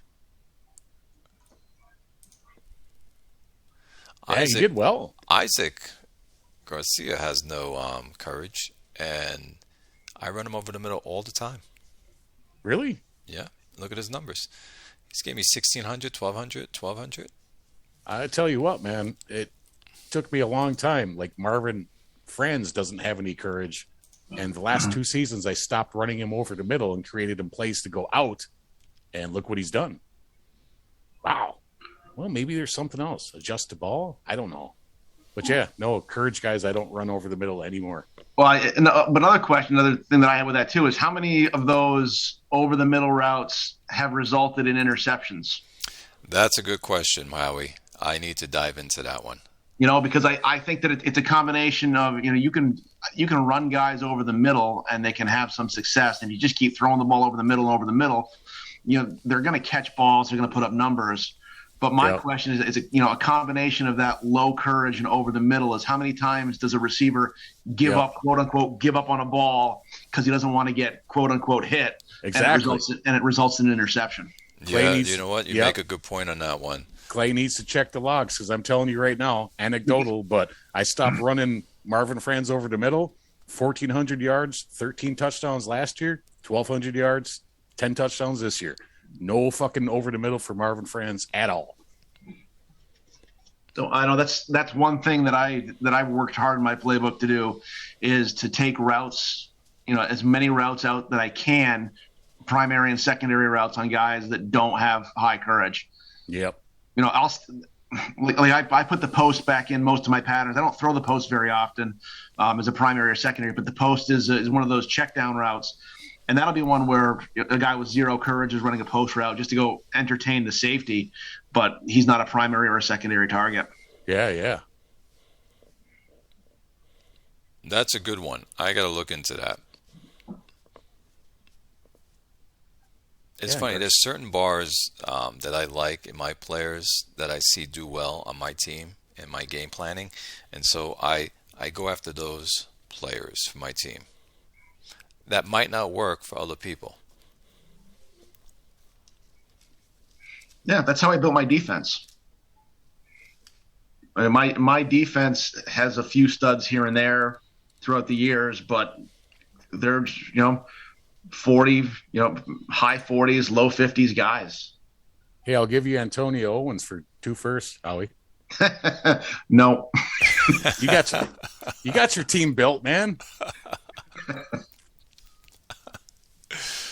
At least we get to rest up our players too. Yeah, you guys do. Yep.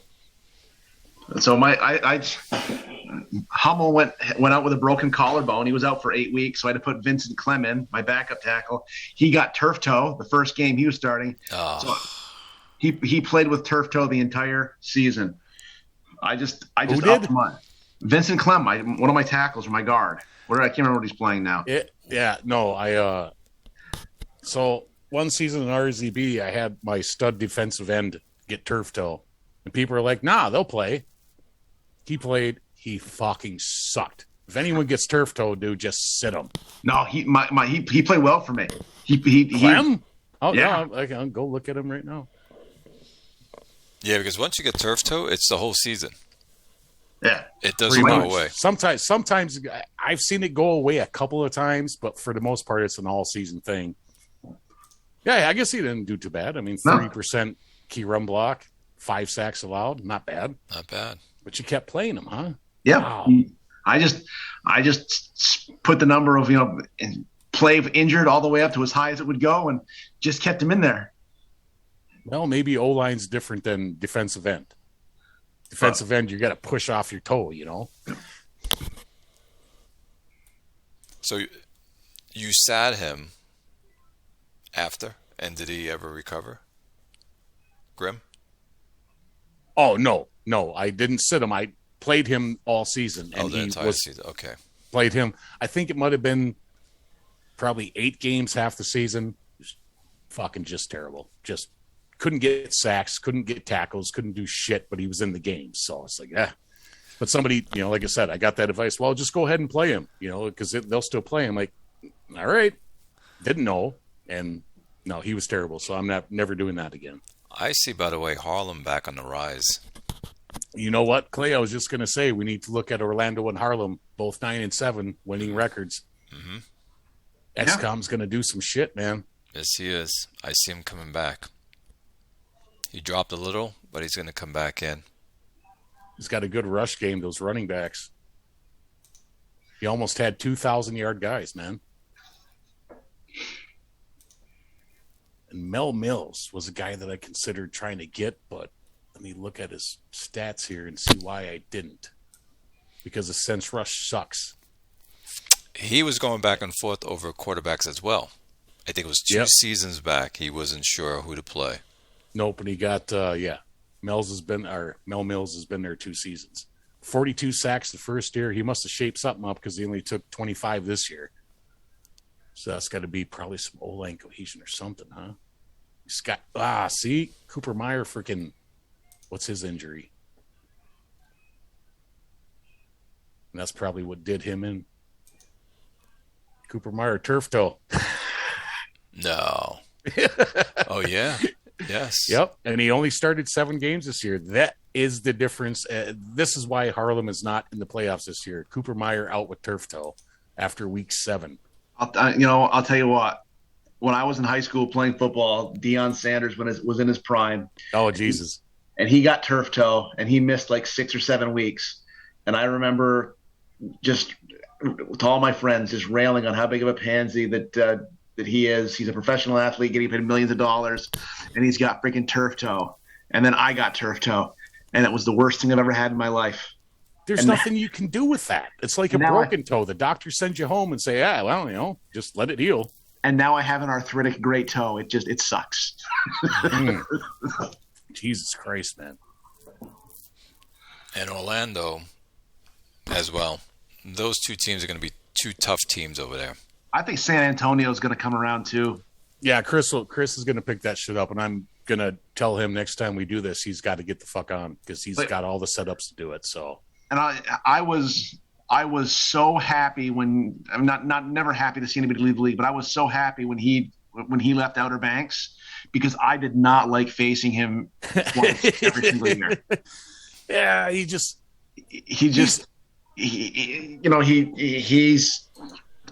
a great GM, so it's nice to have him back. But it's really nice that he's not even in our conference. So. No, yeah, that was the other thing too. We're talking about San Antonio. Yeah. Okay. Chris, Crustopus Maximus, but he also came in to OBX knowing that there was a curse that OBX could never win a bowl. They've never done fucking anything, and he came in and he did the best he could, But honestly, if you look at it, he had a couple conference games in the 80s and shit, but then life happened and he had to leave for a while. Comes back to San Antonio. I'm like, good luck with that because T-Zac's over there. He's like, fuck it. Let me get my shit together and I'm going to give it a try. But I think he can pick it up. So yeah, he was always a thorn in my side, which is both good and bad. Yep. But no, he's got a couple guys. He's got Woody Check for wide receiver. He's got Preston. He might need a different QB, but he's going to go with Connor Shea. And, that defense is built up. He's got some great linebackers for his 3-4, and hopefully he does well. But, yeah, Orlando, we didn't speak much about them, just talked about them. He's got Wayne Sellers. He's got Vernon Benson. Yeah, did he get Sellers in the draft? First round. Yeah, 115. 115. How did Well, he he's fall got that it. far? See, he's got an injury right now. Hamstring. Is it a hamstring? Yep, that's another one. Strained hamstring, questionable. Fucking don't play him. They can't play, especially a running back. Did he make the playoffs or did he miss it? He He missed missed it. it. 9-7. 9-7. And his quarterback, what did he do? Benson, Too many interceptions. is he a red flag guy, Benson? I think he is. Red flag? No, he's not. No, he's not. No, No. he's not. No, that was the guy that I wanted, but I don't know where I drafted there that year. But no timing, 0 timing. Mm-hmm. But that accuracy in the sense rush. That's a lot of interceptions, though. 25. Wow. It's not going to win you a lot of games. And you're throwing fumbles if you get sacked a lot on top of it. But he's going to have a good team anyway, Orlando and Harlem, definitely. Next season, I see them up there 10 or 11 wins. Yep. Paris, I got to tell you, with Paris, he put together a team where his running game has been strong. And he picked up Ken Torfey. Yes, he did. I love that freaking move, but I know he wanted to get Ferguson the rushing record, but I think Ferguson kind of fell a little too far for him to keep starting him. What's he rated now? And I almost went after Ken Torfey in free agency this year. Oh man, that would have been. But he's playing. I don't even know, honestly, Howie. I don't know how you're getting that production out of your low hole recognition. It's obviously your run blocking O line, I guess. But you speaking to me? Or you speaking to him? Howie. No, he's just Shaver doesn't have great hole recognition. Neither does Robledo. No, they don't have great. But I found that above 50 is okay. You can have success above 50, and I've got Shaver at 58, and I think a lot of the breakaway speed of 93 and the speed of the outside of 71 helps him out a little bit. And then and Robledo's about the same. And Robledo's he's fallen off a little bit. When I first drafted him, he was kind of almost up in the 60s in hole recognition, so that's dropped down to 52. But his power inside helps out a little bit. Yeah, that's high. So it works. It does. You got him good stats this year. 1,700 yards. Are you kidding me? For Shaver, that's great. It's fantastic, actually. And if it wasn't for his low endurance bar, he'd have a lot more carries. Well, honestly, your offense is every year I'm kind of striving for I want to throw for 4,000 yards and I want to run for 2,000 yards. And your offense got pretty close to that this year. Yep. Think about that. You have low endurance on Shaver, and you put up almost 1,800 yards. That's impressive. What do you start him in? Like 113 and 122, and then let Robledo do the rest? Yep, pretty much. Yeah. 29 endurance on the website, anyways. So no, he starts in the 113 and he starts in the 122, and that's all he is. And then it's between Robledo and the 212 and the 104, and then Cherny has the rest.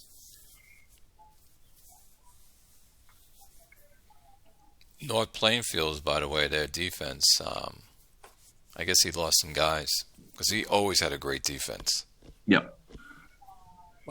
Well, he was number 7 this year, so I would suspect that's still a good defense. Yes, it is. I take that back. It is still a good defense. But he's got Brady Ladner over there starting.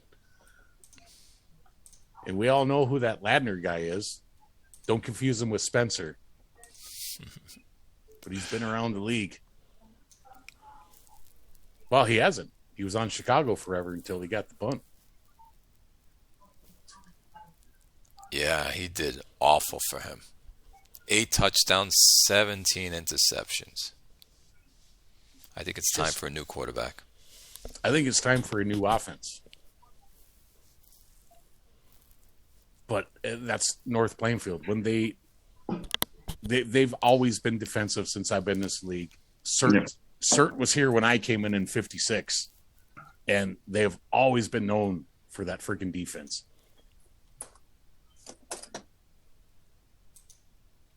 Wow. Snapfinger, I think he's going to get the first pick in the draft. Surprise, surprise. Surprise, surprise. He has Schultz. Schultz. Where was Schultz on before? Oh, no, he was was quarterback. He was drafted. Yeah. He was a 1-1. 1-1.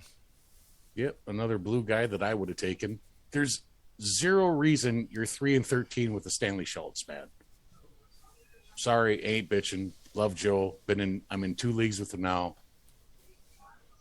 Decent guy, but it's like just. Yeah, he's got 2. The running back's awesome. Richardson's awesome. They got Thurman Hoyler. He's awesome.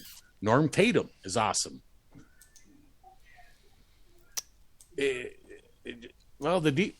usually got a better defense than that. The defense kind of went to shit, if you look at that. But that offense should not be number 22 with Richardson and Stan Schultz. They should be top 10. Abso-freaking-lutely. I wonder who he's going to pick in the draft this season, or is he going to trade out? He's going to trade out if there's a quarterback for 3 firsts. Would he take a wide receiver? That's the question, if there's one there. I don't know, but I like the fact that he got Norm Tatum at 131. Mm-hmm. Not a guy that I was even looking at back then. I'm sure I picked 120. He's got a solid tight end. Well, that's Norm Tatum's problem. 0 endurance. Well, 8 of 9. Those guys are kind of hard to freaking work out. Yeah. No, I'm glad you guys are sticking around to critique some of the other teams. So, no, it's nice to talk about other teams. It is, because there's stars, there's studs, there's stars and studs freaking everywhere. Mm-hmm.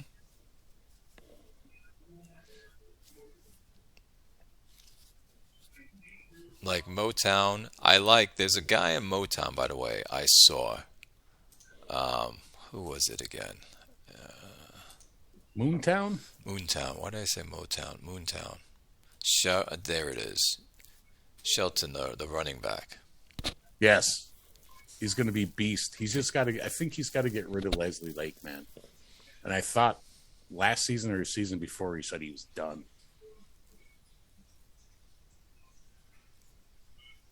But Leslie Lake, his quarterback. No sense rush, man. He gets sacked constantly. He doesn't even put up touchdowns. Well, he only throws 400 and something yards, so he's more of a running team. 400 and something attempts, I meant. No, and I think a Leslie Lake is a guy that Howie at this point could probably work with. No sense rush, but you're running the ball a lot. Give him some, high completion stuff. Now, I remember when Howie first fucking started, he kept getting all these defenses familiar with these plays. Defenses familiar with this play. Yep. I'm like, Howie, you can't. I PM'd him. I'm like, you can't run 2104 plays and 005 plays. So basically, you can run 113s, 122s, and 212s and not get familiars. But even still, those you can. Yeah. No, I got this game. I bought the game and I joined an online league. Like that was that was my first experience with the game. So no, you were pretty nonchalant about it. You're like, I'll keep, I'm trying to figure it out, kind of a leave me alone type thing. I could probably go find the BM, see what you said. And then I just went there and watched his next few games and he's still doing the same shit. I'm like, look, brother, I just fucking told you not to do this. Because I know, but listen. That entire playbook was all that. Like I didn't have enough 113 anything else. Right. So I was, that first. But you didn't explain that to me. Yeah, like No, I'm suffering from the playbook I have. But you're like, yeah, I'll figure it out. I'm like, I'm just trying to give you advice because you seem like a nice guy. Fuck you. You know what it is also? When you're competitive, you want to get it on your own. And that comes into play. No, I have. I'll tell you what. I mean, I got so much help from a lot of people to really kind of get the ins and the outs. Right. Red Zone helped me out a lot. Rick Vicato helped me out a lot. So once I started realizing that, wow, there's a lot to this game. Like people reach out, hey, you're doing this, try doing this, look at this, what bars you're looking at. So there's a lot of great people in this community that will reach out to you. Reach out to you. I know nobody reached out to me because I came into the league and started like winning right away. But I just copied quick. I'm just like, what the fuck is this guy doing? He's like won everything for the last since he came into the league. He's won everything. And the one thing I noticed, affinities. I'm like, all right. So I had Lincoln Gerhardt, which is still all-time best quarterback in Williamsburg. And I've never been able to duplicate that because I've never had 1-1. But I started watching him. I'm like, okay, all you're doing is this chemistry shit. All right, I'm going to do that. And boom, that was it. And that's one thing that I don't do that I've thought about doing once this quarterback retires is maybe start doing an affinity build to my roster. But it's fucking hard because it puts blinders on your draft. Every draft is a blinder because you're only looking for guys that fit your shit. Now I'm trying to get away from that a little bit. Thus I got, Antonio Owens. He's not a fit, but a second round guy that I could switch to right defensive end, and now he's kicking ass and I got to re-sign him. So, all right. So we're looking at Moontown. Ooh, holy God. It's 11:30 already. Holy shit. Oh, you guys are East Coast. That's right. It's 10:30. Yes, here. It is. So we're gonna end it here, fellas. But it's good job. Hey, one before we go, one thing because I saw this earlier. What's one thing on your roster on your stat sheet that you look at and makes you smile? One sheet on my roster. Like one thing on your stats roster, whatever. One stat that makes you smile, or one just one thing you look at that whenever you look at it just makes you smile. Okay, that's a good one. So if you go onto the website for a second. Okay. We're there. Top defensive performers. Right on the front page, man. You ain't got to go nowhere. You mean individual leaders? Well, just go to the actual website if you could put that up. Defensive players. Okay. I'm in there. All right. Can you put it up on your screen or no? I am sharing my screen. You gotta. I do not see it. I see you on. Hit my share screen. My screen. Yeah, I have share screen up. Post disabled. It's not showing. No, all we see. I'm only seeing the regular season standings. Hold on. That's weird. Oh, you know what I have to do? I have to do since I changed out of this, I got to change. Give me a minute. Let me get to. Can I share my screen? Yeah, share your screen. All right. Nope, you disabled it. All right, let me get on this. This is the first time I've ever been on fucking Zoom, so it's crazy that I've even figured it out. Oh, hold on.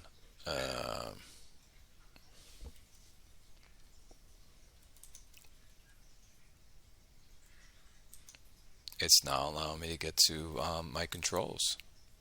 Bizarre. Oh, I have to do this.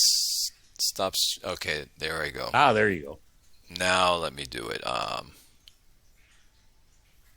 Go ahead. You can share your screen. I can? Yes, you can. We want this one. Share. There you go. Am I sharing? It's coming up. It's up. All right.